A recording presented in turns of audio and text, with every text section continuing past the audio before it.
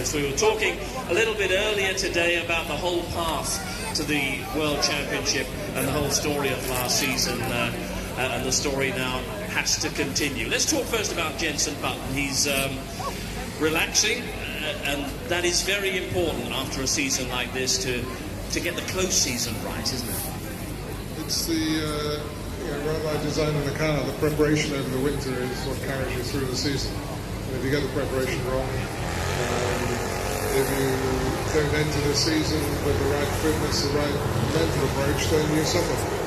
What extra commitments and what extra pressure and demands on your time is the fact that your name is on the Formula One World Championship?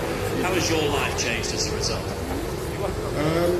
I've got to wear a black tie more often. There's a lot more events that I've got to go to. But in terms of the factory, it's a fantastic motivation because the staff really want to show they can do it again. So it's the best motivation they can have to carry them through the winter and create the work needed for next season. What you've achieved is history, so now you're as good as your next car. So what is the stage of development that you're at the moment?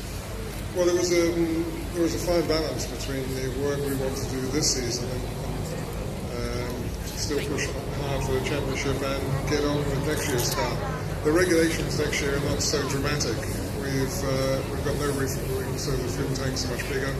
The layout of the cars are a bit different, but we started the car properly in June, July, and we've been focused on that for a few months now. The last few months of the season, we carried through the work we've done early in the year. So we have to find that balance between the current season and future seasons, and I hope we've done so. So the difference next season is going to be rather less design and technology, maybe more a tactical difference? Well, the tactics are going to be interesting because there's no refueling, but we'll still be changing tyres during the race, so there's still a lot of elements there. But the biggest thing is that because we're not refueling, we're starting a race with 230, 240 litres of fuel. And this current group of drivers have never had to deal with that before. And it's going to be fascinating to see how they deal with it and how it affects the races. So you'll be qualifying with no fuel, and then you'll be going into a race with full tank. And the car will be quite different between qualifying and the race. And do you set the car up for qualifying? Do you set the car up for the race? So it's going to be a fascinating challenge. And Jenson is very much the complete driver. You would have no doubts about his qualifications in those circumstances. He's very smooth, he's very easy on the equipment, he doesn't abuse the equipment, you can see in his driving style.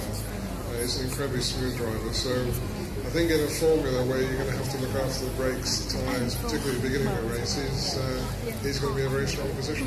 And then again next year there are so many unknowns. Manufacturers are departing, one just this past week, there's a question mark over Renault. And there are new names appearing, and unknown teams and unknown quantities. It's going to be interesting, isn't it? It's going to be fascinating, and Formula One goes through these evolutions periodically, and it'll be fascinating to see the new teams. And obviously, Ferrari and McLaren had a bad year, but they're going to be very strong next year, I'm sure. So I think we're looking forward to a sensational season next year. Where do you exactly place yourself at the moment, given the evidence of the second half of the season? We weren't the quickest car at the end, but we were still in that top 2 or 3 teams. So we've got to find some performance over the winter. As Red Bull were definitely quicker than we were at the end of the season. But we've got some things we're doing that we think will be very useful next year. And things are progressing well on the new car. But we've got to find quite a lot of time next year, I think, to be competitive. A couple of other topics. We had Lewis Hamilton up on the stage a little earlier today, exclusively revealing that there will definitely be a British Grand Prix next season. There has to be a British Grand Prix next season. And he's right, isn't he?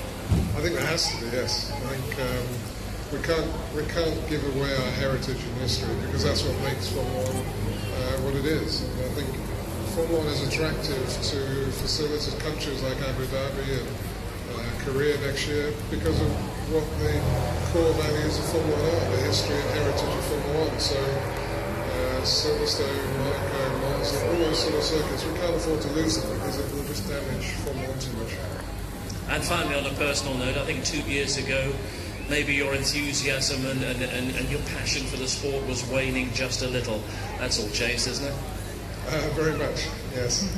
I mean, it has been a massive challenge for everyone on our team over the winter, but obviously the rewards we've had this year, we just didn't imagine that it would be this great. So we've got huge passion there. What you've done and what your team has done this past season has been one of the most remarkable stories in sport. Congratulations once again. Ross Brawn.